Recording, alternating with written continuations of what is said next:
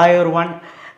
11th standard computer science வந்தீங்கன்னா இந்த video உங்களுக்காக தான். நாளைக்கு மத்தியானம் எழுத போகிறதுல மார்க்ஸ் காட்டிடலாம். Generation question first lesson components of computers, அதுக்கப்புறம் செகண்ட் லெசனில் fundamental gates derived gates, third லெசனில் status of microprocessor and types of ROM, fourth லெசனில் ப்ராசஸ் மேனேஜ்மெண்ட், ஃபிஃப்த் லெசனில் விண்டோஸ் வெர்ஷன்ஸ், சிக்ஸ்த்து லெசனில் எதுவுமே வேண்டாம், சிக்ஸ்த் செவன்த் எயித் வேணாம்.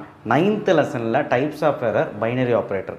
Ninth லெசனில் இன்னொரு நைன்த் இருக்குது, லாஜிக்கல் ஆப்ரேட்டர்ஸ், அரித்மெட்டிக் ஆப்ரேட்டர்ஸ், ரெண்டுமே ஃபஸ்ட் 2 கொஸ்டின் செக்ஷன் சியில்.